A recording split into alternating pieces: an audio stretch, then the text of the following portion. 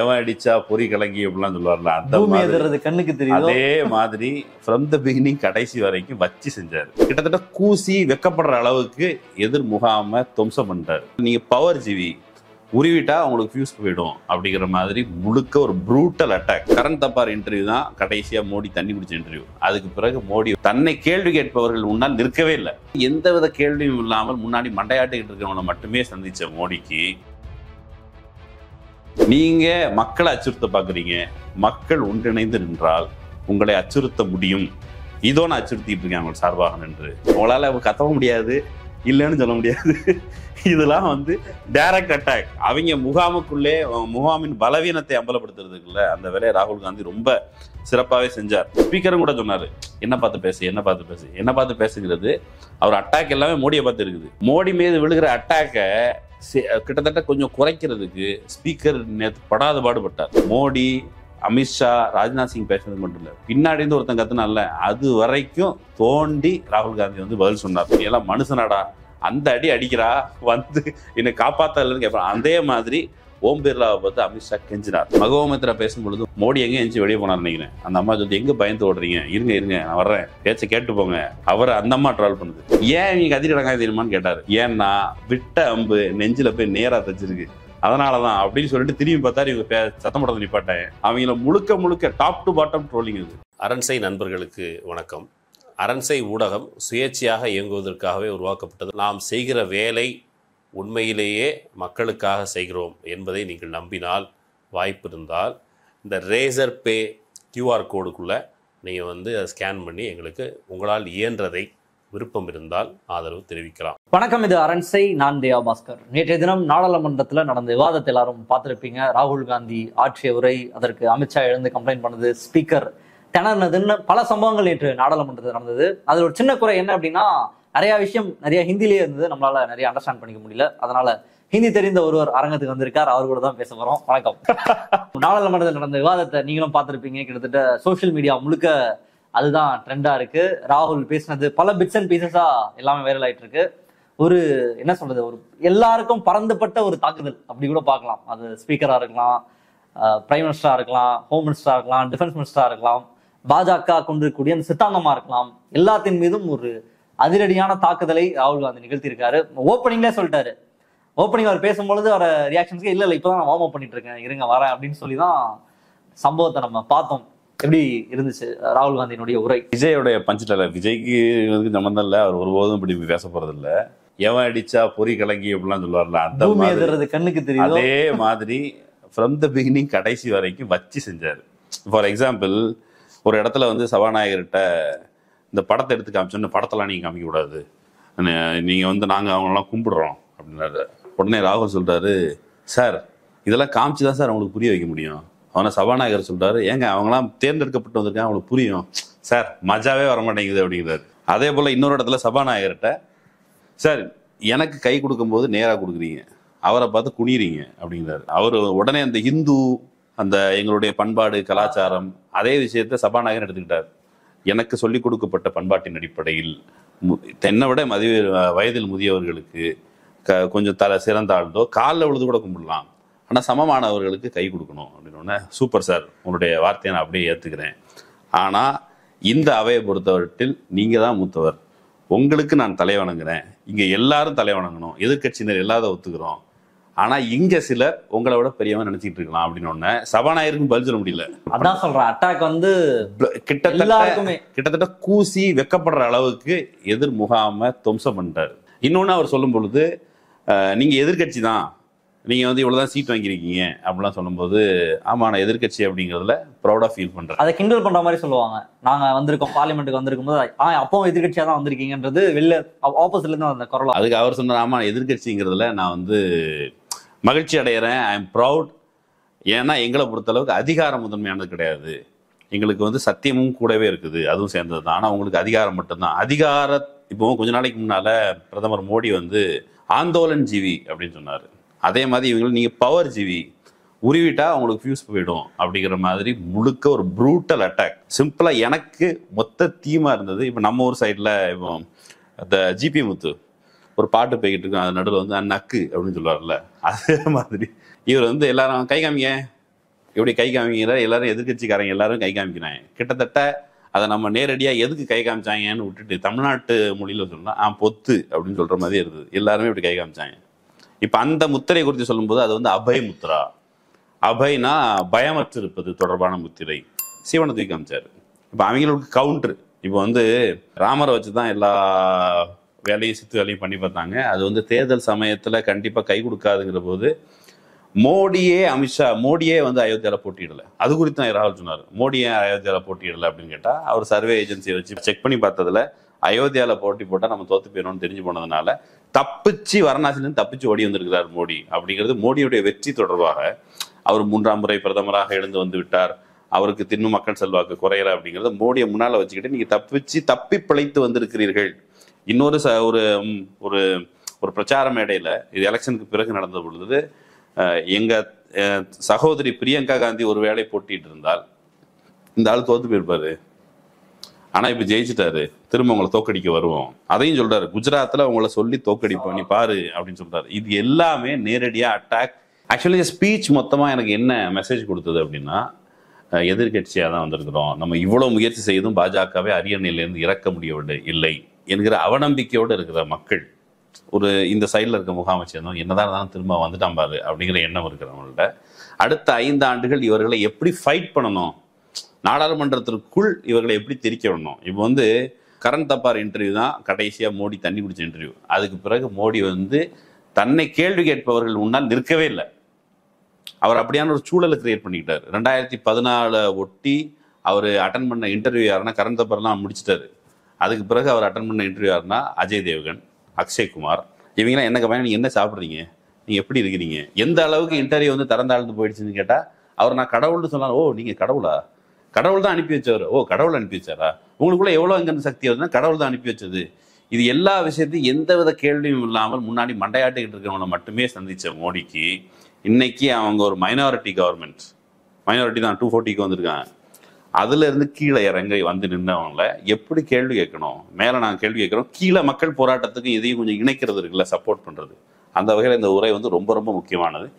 இந்த போராட்ட சக்திகள் எல்லாருக்கும் கீழே எல்லாருக்கும் கிட்டத்தட்ட செலக்டடா எல்லாருக்கும், மாணவர்கள், விவசாயிகள், அப்புறம் வந்து அக்னிவீர் அந்த இதுக்கு எதிராக போராடுறவங்க, இப்படி எல்லா போராட்ட சக்திகளையும் அட்ரஸ் பண்ணி இங்க இந்த பிரச்சனை எல்லா மக்கள் மத்தியிலும் நீங்க வந்து பீதியை கிளப்பி வச்சிருக்கீங்க.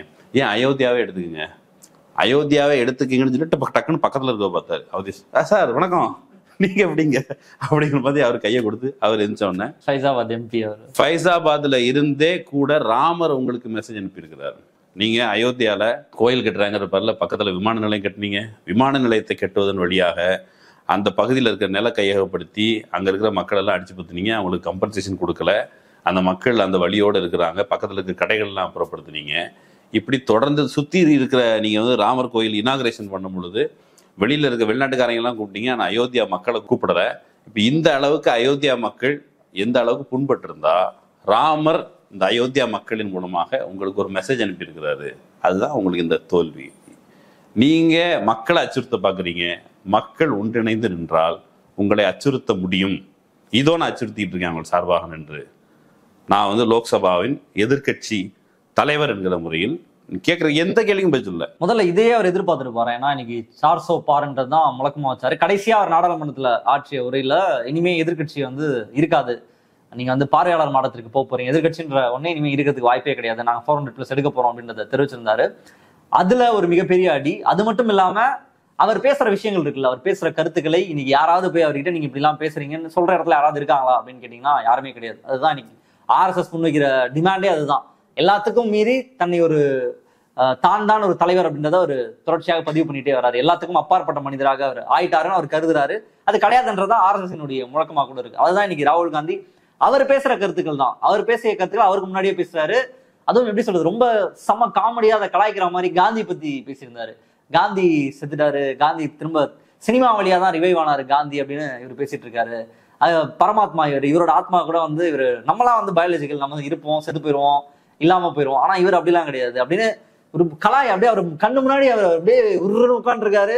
போட்டு விளாசி எடுத்துட்டாரு. இதை எப்படி பார்க்கலாம்? அவர் எதிர்பார்த்திருப்பாரு அதெல்லாம்? அமித்ஷாவுடைய ஈகோ மிகப்பெரிய வகையில ஹர்ட் ஆயிருக்கும். இந்த எலெக்ஷன்லேயே அவர் வந்து பெரும்பான்மை பெறவில்லை எனும் பொழுது அரசியல் நோக்கர்கள் எல்லாரும் மோடியால் இதை டீல் பண்ண முடியாது. மோடியினுடைய அந்த பயோகிராஃபி எழுதின நபரே, மோடியை நான் சந்திச்சிருக்கேன், மோடி தன்னை கடவுள் அனுப்பிய தூதர் அப்படின்னு இன்னைக்கு நினைக்கல, நீங்க புதுசாக நினைக்கிறீங்க.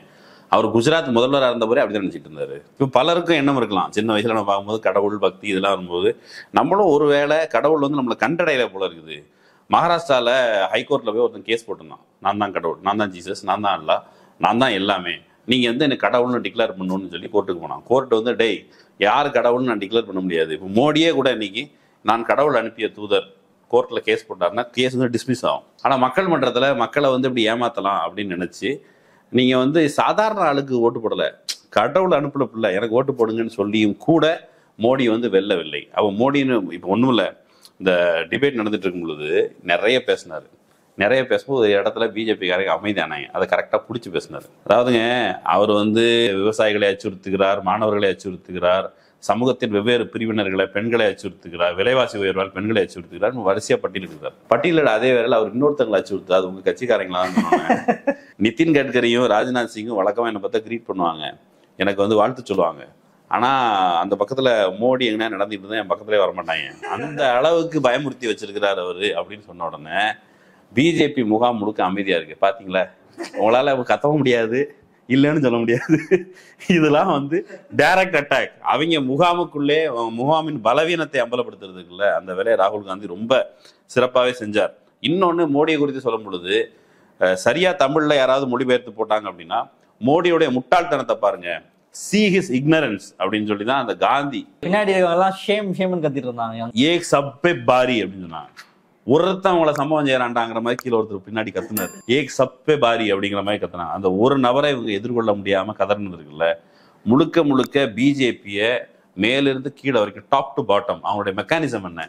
இப்போ வந்து ஒரு இடத்துல பேசுறாரு, சிவனுடைய போட்டோ ஊற்றி காமிக்கிறாரு, கேமரா ஆஃப் பண்ணிட்டாங்க. இது இப்போ நடக்கல, போன வாட்டியும் கூட அவர் பேசிட்டு இருக்கும்போது, இப்போ அந்த மணிப்பூர் இஷ்யூல பேசினார்ல, பேசும்போது பார்த்தீங்கன்னா முக்கியமான விஷயம் பேசும்போது அந்த எடிட் பண்றவன் வந்து அவரை கிட்டத்தட்ட மறைக்கிறதுக்கான வேலையை செஞ்சான். இது வெளியே வந்தது, அதையும் சேர்த்து இங்கே எக்ஸ்போஸ் பண்ணார். அவர் வந்து டிவி இங்கே மட்டும் இல்லை, சன்செட் டிவியை எக்ஸ்போஸ் பண்ணார். சார் நான் பேசிட்டு இருக்கேன், மூஞ்ச காமிக்க மாட்டேங்க சொன்னோடனே அவன் அந்த ஸ்பீக்கருக்கு வந்து அப்படி அரண்டு போகுது. இல்ல அப்படிலாம் சொல்லாங்க, அப்படியே சொல்லுங்க, எல்லா உண்மையும் வெளியே சொல்லாதீங்க. இப்படி பார்த்த உடனே அவன் ஸ்பீக்கர் திரும்ப வந்து ஸ்கிரீன்ல ராகுல் வந்துட்டார். ராகுல் வந்து டக்குன்னு எடுத்து காமிச்சிட்டார், டக்குன்னு கட் பண்ணிட்டான். முழுக்க sunset TV everybody got expose. ஒரு எடுத்துக்காட்டுக்கு ராஜ்நாத் சிங் சொல்றோம். ராஜ்நாத் சிங் பொறுத்தளவுக்கு ராஜ்நாத் சிங் வந்து பாதுகாப்புத்துறை அமைச்சர், அக்னிவீருக்கு பொருத்தமானவர். அக்னிவீரை பொறுத்தல இவர் என்ன சொன்னாரு, பென்ஷன் எதுவும் கொடுக்கறது இல்ல, நீங்க வந்து அது எதை சொல்லி சொன்னார்னா, ஒரு பெண்ணை நான் சந்திச்சேன், அந்த யாத்திரை ஒரு பெண்ணை சந்திச்சேன், அக்னிவீர் அவருடைய தியாகி ஒரு பெண், அந்த இவர் இறந்து போயிட்டாரு, பார்க்கறதுக்கு சினிமா நடிகமா இருந்தான், அவனோட போட்டோ பார்த்தபோது அப்படி இருந்தது, அவன் இறந்து போயிட்டான், ஆனா அவனுக்கு பென்ஷன் கிடையாது அப்படின்னு உடனே இவர் அதுக்கு முட்டு கொடுக்க வந்தார் ராஜ்நாத் சிங். இல்ல பென்ஷன் இருக்குது அப்படின்னு சொன்னோடனே பென்ஷன் இல்லைங்கன்னு சொன்னாரு. இல்ல இருக்குது, 1 கோடி கிட்ட நாங்க வந்து இது கொடுக்குறோம், விவரம் கொடுக்குறோம் அப்படின்னு சொல்லி சொன்னார். ஆனா 1 கோடி கிட்ட கிடையாது, கிட்டத்தட்ட 11 லட்சம் வந்து அவங்களுக்கு வந்து அந்த முடிஞ்சதுக்கு பிறகு சர்வீஸ் முடிஞ்சதுக்கு அப்புறம் காசு கொடுப்பாங்கல்ல, அந்த அமௌண்ட் தவிர வேற எதுவும் கிடையாது. 40 லட்சம் இன்சூரன்ஸ் எப்போ கிடைக்கும்? நல்லா இருந்தா கிடைக்காது, அதான் அர்த்தம். ஏதாவது உங்களுக்கு விபத்து, ஏதாவது ஒரு ஆபத்து காலத்துல அவனுக்கு கிடைக்கும். அப்ப அந்த பெனிஃபிட்டை நீங்க நேரடியாக அனுபவிக்க முடியாது, பென்ஷன் கிடையாது. இன்னொன்று எப்போ கிடைக்கும்னா சர்வீஸ்ல இருக்கும்போது செத்து போனா கிடைக்கும். அதர்வைஸ் அவங்களுக்கு எதுவும் கிடையாது. 1 கோடி பிரேக்கப்பே 40 11 இதெல்லாம் சேர்த்து தான் இவர் என்ன சொல்றாரு, 1 கோடி கிட்ட நாங்கள் கொடுக்குறோம். அவர் வந்து இல்லைன்னு ப்ரூவ் பண்ணார். உடனே இவங்க தரப்புல என்ன சொன்னாங்க, அமித்ஷா உடனே இருந்துக்கிட்டார். அமித்ஷா எழுந்து, சார் அவர் பொய் சொல்றாரு, அவர் பொய் சொல்றவரை நீங்க வந்து விதிகளின் அடிப்படையில் அந்த பேப்பரை பார்த்தா நீங்க சொல்லணும், விதிகளுக்கு முரணாக பொய் சொல்கிறார் அப்படின்னு உடனே அதெல்லாம் கிடையாது, நாங்கள் ப்ரூவ் பண்றோம், விதிகளுக்கு முரணானது கிடையாது. இன்னொருத்தன் வந்து அவன் பூபேந்திர யாதவ்னு ஒருத்தன், அவன் என்ன சொன்னான்னா மிக முக்கியமான சொன்னான், சார் விதிகள் 340(12) கீழ் ஸ்பீக்கர் நீங்க உட்கார்ந்துட்டு இருக்கீங்க, உங்களுக்கு டிக்கியை காமிச்சிட்டு பேசுறாருன்னு ஒருத்தன் சொல்றான்.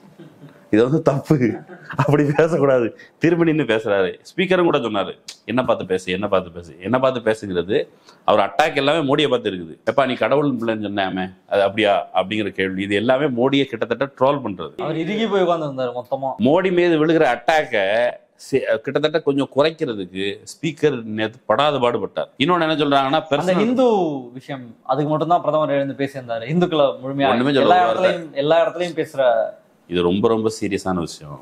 இந்துக்களை நீங்க வன்முறைவாதியா சித்தரிக்கிறீங்க அப்படின்னாரு. அவர் நீ இந்துவே இல்லைன்றார். நீ இந்துவே இல்லை, நீயோ ஆர்எஸ்எஸ்ஓ பிஜேபியோ நீ இந்துக்களே கிடையாது. அவர் கரெக்டா சொன்னார், ஜோ அப்னே ஆப்கோ ஹிந்து கைலாத்தே. அதுக்கு அர்த்தம் யார் தங்களை இந்துக்கள் என்று அடையாளப்படுத்திக் கொள்கிறார்களோ அவர்கள், இந்த கூட்டம், இவர்கள் வன்முறையை பரப்பி கொண்டிருக்கிறார்கள். ஆனால் மாறாக சிவன் இருக்கிறார், சிவன் கையில் அந்த அபய முத்திரா இருக்குது. அந்த முத்திரையில அவர் பார்த்தீங்கன்னா கழுத்துல பாம்பு போட்டிருக்கிறாரு. அந்த பாம்பு வச்சுட்டு இருக்கும்போது, பாம்பு என் கழுத்துல இருக்கும்போது கூட பயப்படாதே பயப்படாதே பக்தாங்கிற மாதிரி தான் கையை வச்சிருக்கிறாரு. இன்னொன்று திரிசூல் எடுத்து ஒரு குத்த போல அவர் திரிசூலத்தை நட்டி வச்சிருக்கிறாரு. சிவனுடைய இந்த ரூபத்தை பார்த்தா சிவன் பயப்படாதே, உனக்கு நெருக்கடி வந்தாலும் அஞ்சாமல் எதிர்கொள். இது இந்து பாரம்பரியத்தில் இருக்கிற ஒரு பகுதி. அதே போல சிவன் எடுத்துக்கோங்க. இதுல முக்கியமான விஷயம், அவர் சிவனோட நிற்கல. இந்திய பாரம்பரியம் வரும்போது நம்முடைய கடவுளர்கள்னு சொல்லி இயேசு எடுத்துக்கிறாரு, இஸ்லாம எடுத்தாரு, குருநானக் இஸ்லாம் எடுத்துக்கிறாரு, குரானை கோட் பண்றாரு, அதே போல சீக்கியர்களை கோட் பண்றாரு. இது எல்லாம் சொல்ல இந்த மைனாரிட்டிஸ் மேலதான் நீங்க அட்டாக் பண்றீங்க. இயேசு கிறிஸ்து என்ன சொல்றாரு, ஒரு கண்ணத்தில் அடைந்தால் மறு கண்ணத்தை காட்டுனாரு. அதே போல குரான் எடுத்துக்கோங்க, குரானை அந்த இஸ்லாமியர்கள் எடுத்துக்கோங்க, அவங்க இப்படி நமாஜ் பண்றாங்க. இந்த கையும் கூட கிட்டத்தட்ட அந்த முத்திரை தான். காங்கிரஸோட எங்க முத்திரையும் அபய முத்திரை. நாங்கள் உங்களை கண்டு பயப்படுவதில்லை, இஸ்லாமியர்களை அச்சுறுத்துகிறீர்கள் அப்படின்னு சொன்னபோது எவனோ ஒருத்தன் பின்னாடி இருந்து காங்கிரஸ் பிஜேபியை பார்த்து பயப்படுது அப்படின்னு உடனே, காங்கிரஸுக்கு பிஜேபி பார்த்தையும் பயம் இல்லை, நீங்க தான் எங்களை பார்த்து பயப்படுறீங்க. அந்த சைட்ல இருந்து எந்த அப்ரோரும் இல்லை. கிட்டத்தட்ட அவங்க மோடி பேசுனதுக்கு மட்டும் இல்லை, மோடி, அமித்ஷா, ராஜ்நாத் சிங் பேசுனதுக்கு மட்டும் இல்லை, பின்னாடி இருந்து ஒருத்தன் கத்துனால அது வரைக்கும் தோண்டி ராகுல் காந்தி பதில் சொன்னார். சில சேனல்ஸ் தவிர இந்தியன் எக்ஸ்பிரஸ்ல 16 நிமிஷம் போட்டிருந்தாங்க. அதர்வைஸ் சன்சத் டிவில தேடி எடுக்கணும். நீங்க பர்சனல் கட் வயர்ல போட்டிருந்தாங்க, வேற ஒரே ஒரு சேனல்ல ஒன் இண்டியாவில் போட்டிருந்தாங்க நினைக்கிறேன். அதர்வைஸ் இதை மொத்தமா டெலிகாஸ்ட் பண்ண வேண்டிய பொறுப்பு உள்ளவர்கள் டெலிகாஸ்ட் பண்ணலை. இந்த செய்தி நாடாளுமன்றத்தில் நடக்கிறது, நாடாளுமன்றத்தில் ஏதோ அது மணமகள் மன்றம் உட்கார்ந்து எங்கோ கூத்தடிச்சிட்டு இருக்காங்க, அப்படி கிடையாது. முக்கியமான பிரச்சனைகளை அட்டென்ட் பண்ணும் பொழுது மொத்தமா மக்கள் மன்றத்தில் வச்சிருக்கணும். தமிழ்நாட்டில் இருக்கிற ஊடகங்களும் கூட இப்போ டிஃப்ரென்ஸ் இருக்குது. இப்போ பாருங்க, மோடி பேசுவார், மோடி பேசுறதை அப்படியே மொழிபெயர்த்து இவர் போடுவார், பாண்டே போடுவார். அப்புறம் இதர சங்கி கூட்டம் இல்லாமல் தமிழா பேச கூட தமிழ் எடுத்து போடுவான். ஆனால் இந்த ராகுல் காந்தியினுடைய ஸ்பீச், ராகுல் காந்தி சமீபத்தில் சுகிசிவம் பேசும் பொழுது டெமோக்ரஸிங்கிறது என்னன்னு புரிஞ்சுக்கிட்டீங்க, எதிர்கட்சி சேர்ந்து இருக்கணும். வண்டி வாங்க போகும் பொழுது நீங்கள் பிரேக் இருக்கான்னு பார்ப்பீங்களா இல்லையா? பிரேக் வர வேலை கம்மி தான் வண்டியோட, ஆனால் பிரேக் இருந்தால் தான் வண்டிங்கிறது இயங்கும். அதே போல் எதிர்கட்சி இருந்தால் தான் இந்த அரசுங்கிறதுக்கு ஒரு ப்ராப்பரான கடிவாளம் இருக்கும். அந்த மாதிரி இருக்கும் பொழுது ராகுல் காந்தி கான்ஸ்டியூஷனல் போஸ்ட் இருக்கும். அதில் அவருடைய அந்த ட்விட்டர் ஹேண்டில் பார்த்தீங்கன்னா கிரே ஹேண்டில் வந்திருக்கு. அப்போ சட்டப்பூர்வமான பொறுப்பில் இருக்காரு. அவருக்குரிய மரியாதை ஊடகங்களும் அந்த ரெப்ரஸன்டேஷன் வழங்கணும். முழுசாக நீங்கள் அந்த இந்தியில் பேசியிருக்காரு, இந்தி தெரிஞ்சவங்க இருப்பாங்க. தமிழ் ஊடகங்கள் யாருமே அதை முழுக்க மொழிபெயர்த்து போடாது. அதனால விளக்கி சொல்ல வேண்டியதாக இருக்குது. அவ்வளோ விஷயங்களை கன்ஸ்ட்ரக்டிவாக ஒன் பை ஒன் இது என்ன நடக்கும்? ராகுல் காந்தி நாடாளுமன்றத்தில் பேசுகிறார், இதை ஒரு லேமேன் கேட்கலாம், தமிழ்ல அவனுக்கு புரிஞ்சுக்கிறான், அவன் அந்த கருத்தை கீழே ஃபைட் பண்ணுவான். இந்த கருத்து பரப்புரைக்கு இது பயன்படும் என்கிற பொழுது பொறுப்போட ஊடகங்களும் பரவலாக அதை பரப்பணும். நாடாளுமன்றத்தில் ராகுல் காந்தி காட்டிய அந்த சிவனுடைய படம், அடுத்து இஸ்லாமுடைய அந்த படத்தையும் காமிச்சிருந்தாரு.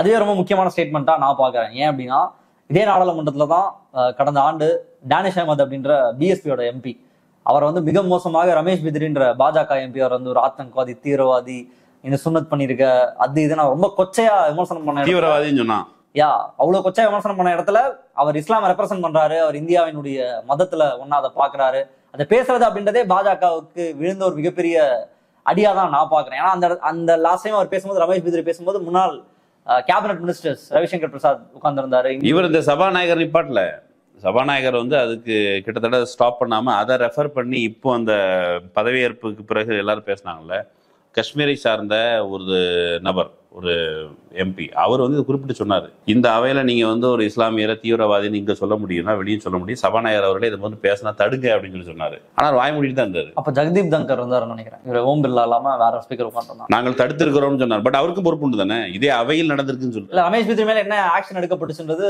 இன்னைக்கு வரைக்கும் தெரியல. எம்பிக்களை வெளியே அனுப்புனாங்க, எம்பிக்களை எதிர்த்து கேள்வி கேட்ட எல்லா எம்பியும் வெளியே போனாங்க. அதுல ஒரு அடிஷனல் பார்ட் சொல்லணும்னா, ஒரு சம்பவம் நிறைய பேர் சேர்ந்து தான் சம்பவம் பண்ணாங்க. ஒரு பக்கம் ராகுல் காந்தி சொல்றாரு, நம்ம வழக்கமா தெருவில் பேச மாட்டே, ஒரு அப்பனுக்கு பிறந்தா ஒரு ஆத்தாளுக்கு பிறந்தா சொல்லப்படுவாங்கல்ல, உண்மையிலே நீ கடவுளுக்கு பிறந்திருந்தா இந்த கேள்விதான் இவர் வந்து கேட்டது. நீ கடவுளுக்கு பிறந்தேன்னு சொல்ற, கடவுளுக்கு பிறந்தேன்னு சொன்ன உடனே நீ என்ன பண்ற? நீ ஆட்டோமேட்டிக்கா மக்கள் சொத்து எல்லாத்தையும் ஒருத்தரையா வரிசையா விற்கிற. நீ என்ன பண்ண? மோடியோட பரமாத்மா டைரக்டா பேசுவார், மோடி ஆத்மாவோட பரமாத்மா பேசுவார். நம்ம சாதாரண மனிதர்கள், பயாலஜிக்கல் பிறந்தவங்க, அவர் பயாலஜிக்கல் கிடையாது. மோடியுடைய ஆத்மாவோட பரமாத்மா பேசி என்ன சொன்னால் டிமானிட்டேஷன் கொண்டு வர சொன்னார். டிமானிட்டேஷன் கொண்டு வந்ததெல்லாம் இங்கே இருக்கிற சிறு குறு வியாபாரிகள் அழிந்து போனார்கள், அவனுடைய தொழில் அழிஞ்சு போச்சு. இந்தியாவுக்கு வேலைவாய்ப்பு வழங்கக்கூடிய, இந்தியாவின் முதுகெலும்பாக இருக்கக்கூடிய அந்த துறையை அழித்தது பிறகு யார்? இவருடைய கருத்துப்படி பரமாத்மா சொல்லி சாதா ஆத்மா, இவரும் கூட அந்த இப்போ ஆக்சுவலி இந்த பைபிளில் இருக்குல்ல, கடவுள் வந்து கடவுள் தன்னுடைய சாயலில் ஒரு மனிதனை படைத்தார், அவர் தான் இயேசு. அந்த இயேசு வந்து கடவுளின் தூதுவர். இப்பவும் மோடி வந்து என்ன சொல்றாருன்னா, கடவுளுடைய கண்ணால் காண்கிற தோற்றம் நான், இதுதான் மோடி சொல்றது. அந்த தோற்றத்தோட வந்து டிமானிட்டைசேஷன், ஜிஎஸ்டி ஆகட்டும், இது எல்லாம் கொண்டு வந்து இந்த நாட்டில் அன்எம்ப்ளாய்மெண்ட்டை எந்த அளவுக்கு கொண்டு போயிட்டாருன்னா, மோடியே நினைச்சாலும் எம்ப்ளாய்மெண்ட் கொடுக்க முடியாத நிலைமைக்கு ஒரு கொண்டு போயிட்டார். இது பரமாத்மா சொல்லி கொடுத்ததா? நீ நேரடியாக அவன் வேலையெல்லாம் என்ன பண்ற? நீ முழுக்க அதானிக்கும் அம்பானிக்கும் எல்லாத்துக்கும் சொத்தை எழுதி வைக்கிற வேலையை செய்யற. இன்னொன்று லேண்ட் அக்விசிஷன், இந்த அயோத்தியா மேட்டரை சொல்லி அவன் ஒன்று சொல்றாரு, அயோத்தியாவில் லேண்டை பிடிங்கி கொடுத்தீங்க, நாங்கள் லேண்ட் அக்விசிஷன் பில்லு கொண்டு வந்தோம், ஆனால் அது மக்களுடைய அவங்களுக்கு இழப்பீடு, உரிய இழப்பீடு கொடுக்கணும் அப்படிங்கிறதெல்லாம் சேர்த்து கொண்டு வந்தோம். ஃபார்ம் பில் கொண்டு வந்தீங்க. ஃபார்ம் பில் கொண்டு வந்த போது மக்களை வந்து நீ ஆன்டி நேஷனல்னு சொன்ன, போராடுகிற மக்களை. இப்பவும் அந்த போராட்ட களம் அந்த பகுதி இருக்கு, அந்த பகுதியை அடைச்சி வச்சிருக்கு. ஆன்டி நேஷனல் சொன்னோன்னே இல்லை நாங்கள் ஆன்டி நேஷனல் சொல்ல அப்படின்னு சொல்லி அமித்ஷா வந்து எந்திரிச்சு ரூல் புக்கை பாருங்க, ரூல் புக் எதிராக பேசுறாரு, ரூல் புக்கை பாருங்க. என்ன நீங்க ஸ்பீக்கர், உங்களை கொண்டு அங்கே உட்கார வச்சிருந்தா அவரை தடுக்கவே மாட்டீங்க, அவர் எப்படி அந்த அடி அடிக்கிறாரு. ஒரு படத்துல வடிவேல் கேட்பாங்க, சகல நான் உள்ள போய் என்ன அடி அடிக்கிறேன்னு மட்டும் பாரு, கதவுன்னு தட்டிடாதுன்னு சொல்லிட்டு வெளியே வந்து போயிடுற, நீ எல்லாம் மனுஷனாடா, அந்த அடி அடிக்கிறா வந்து என்னை காப்பாத்தலன்னு கேட்பான். அதே மாதிரி ஓம் பிர்லாவை பார்த்து அமித்ஷா கெஞ்சினார். ஆனால் ரொம்ப ஈஸியா ராகுல் வந்து அந்த தர்க்கத்தையும் உடைச்சாரு. இறந்து போன விவசாயிகள், களத்தில் இறந்து போன விவசாயிகள் 200க்கும் மேற்பட்ட விவசாயிகளுக்கு மௌன அஞ்சலி செலுத்தணும்னு சொல்லி கேட்டபோது நீங்க மௌன அஞ்சலி கூட செலுத்தல, ஏன்னா நீங்க அவங்களோட தீவிரவாதின்னு முத்திர ஊத்திட்டு இருந்தீங்க. இப்படி எல்லா விஷயத்திலையும் பாஜக இவ்வளவு நாள் செஞ்சுட்டு இருந்த எல்லாத்தையும் நேரடியாக அவங்க முன்னாடியே பேசி அம்பலப்படுத்தி அவங்களை பதில் சொல்ல விடாம நேரடியா நின்று மோடி வந்து இதுக்கு பதில் சொல்லணும். நீங்க பாருங்க, இன்னைக்கு ஒரு உரையாற்றுவாரு, எந்த கேள்விக்கும் பதில் இருக்காது.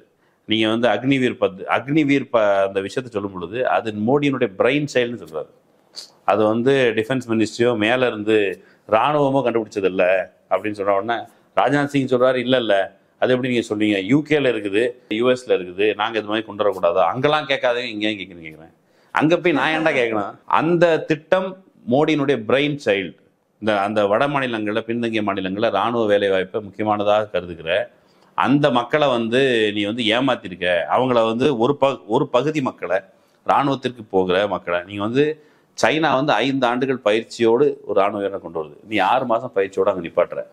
நீ அந்த ஃபேஸை வந்து ஒரு நிகழ்த்தி காமிக்கிற அதனுடைய வார்த்தைகள்லேயே. அவன் 5 ஆண்டு பயிற்சியோடு அங்கே இருக்கிறவன், நீ 6 மாதம் மட்டும் பயிற்சி கொடுத்து கையில் துப்பாக்கி கொடுத்து மனசில் பயத்தை கொடுத்து அவன் முன்னால் நிப்பாட்டுற. அவனோட உயிருக்கு உத்தரவாதம் கிடையாது.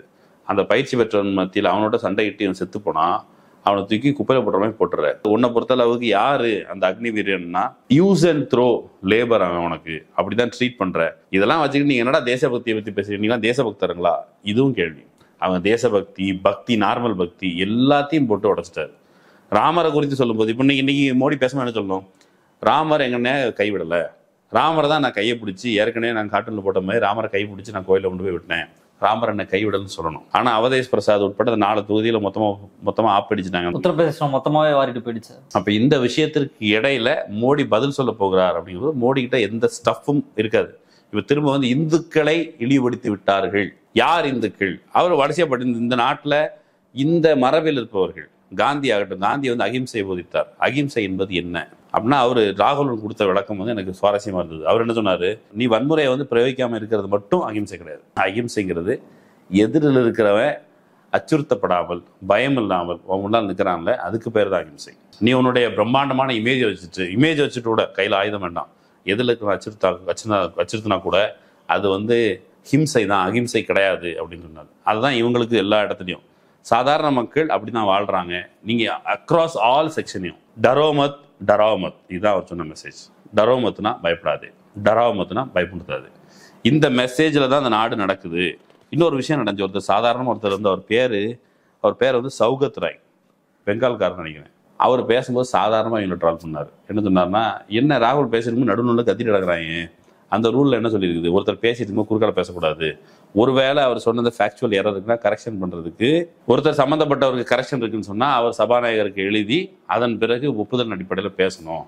இவர் ராஜ்நாத் சிங் உங்களுக்கு எழுதினாரா, எந்திரிச்சு பதில் சொல்லிட்டு இருக்காரு அப்படின்னு சொல்லி கேட்டார். அப்புறம் ரூல் புக்கே இவங்களுக்கு தெரியல, ஏன் தெரியலன்னு தெரியுமான்னு சபாநாயகர்கிட்ட கேட்டார். சபாநாயகர்கிட்ட கேட்டுட்டு அவர் சொன்னாரு, இவங்களுக்கு இங்கிலீஷே தெரியல, விளக்கம் தெரியல அப்படின்னு. உடனே அடுத்தால இல்ல எனக்கு ரூல் புக்ல என்ன இருக்குன்னு எனக்கு தெரியும் அப்படின்னு சொல்லிட்டு ஓம் பிர்லா வந்து இந்தியில படிச்சு அமைச்சா. அப்படி இக்னரன்ஸ், இந்த கூட்டமே ஒரு முட்டாள் கூட்டம் அப்படிங்கறத எதிர்கட்சியினர் வந்து ரொம்ப ஈஸியா, கடைசியா சொல்லணும்னா மகுவா மைத்ரா பேசும்பொழுது எல்லாருமே மகுவா மைத்ரா, ஆராசா, மகுவா மைத்ரா பேசும்பொழுது ஒரு மிக முக்கியமான விஷயம் சொன்னாங்க. அவங்க என்ன சொன்னாங்க, என்னைக்கு நான் நிறைய விஷயங்கள் வீடு இழந்திருக்கிறேன், பதவி இழந்திருக்கிறேன், அதோட சேர்த்து நடுவில் ஒரு அறுவை சிகிச்சையின் போது என்னுடைய கர்ப்பப்பை இழந்திருக்கிறேன்.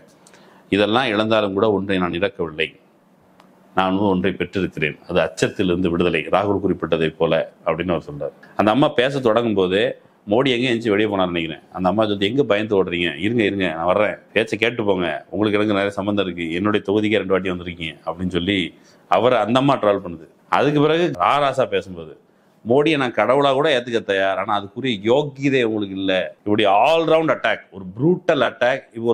இப்போ வழக்கமா இங்க இருக்கிற சில முட்டாள்கள் கூட பேசும்போது 40 பேர் மட்டும் நீங்க வச்சு என்ன பண்ண போறீங்க அப்படின்னு கேட்டாங்க. வெறும் 40 பேர் மட்டும் இல்லை, ஒரு ப்ராப்பரான அப்போசிஷன் கிரவுண்ட்ல இருக்கும் பொழுது அந்த அப்போசிஷன் நாடாளுமன்றத்தில் என்ன பேசிவிட முடியும் என்பது மட்டுமல்ல, களத்திலும் நாடாளுமன்றத்திலும் ஒரு சேர ஒரு சிங்கோட ஒரு போராட்டம் நடக்கும் பொழுது இந்த ஆட்சிக்கு நாள் குறிக்கப்படும். இது மகுவா சொன்னாங்க, இந்த ஆட்சியை மக்கள் வீழ்த்துவார்கள், எதிர்கட்சியினர் பொறுமையாக இருக்கிறார்கள், நாட்டு மக்கள் பொறுமையாக இருக்கிறார்கள், இந்த ஆட்சி வீழும். அப்படி ஒருவேளை அந்த ஆட்சி மக்கள் செல்வாக்கு இல்லாம அது வந்து வீழ்ந்தால், அது வீழ்வதற்கு முதல்ல ஒரு ப்ராசஸ் இருக்கு. Every thing as a process. நீங்க தண்ணி சூடா வச்சீங்கன்னா அது சூடாகிறதுக்கு வெயிட் பண்ணணும். இந்த குறிப்பிட்ட விஷயத்துல மக்கள் மத்தியில ஒரு அப்போசிஷன்ங்கிறது இந்த 240 பேர் இவங்க சொச்சம் மட்டும் இல்லை, மெல்ல மெல்ல அந்த மொமெண்டத்தை பில்டு பண்றதுக்கு ஒரு ப்ராசஸ் இருக்குது. அந்த ப்ராசஸ்க்கு பிலீவ் பண்ணணும், அந்த ப்ராசஸ்ல கன்சிஸ்டண்டா இருக்கணும். அந்த கன்சிஸ்டண்டான ப்ராசஸ் இந்த நாடாளுமன்றத்தில் நடந்த கூட்டத்தில் தொடங்கி இருக்குது அப்படின்னு நினைக்கிறேன்.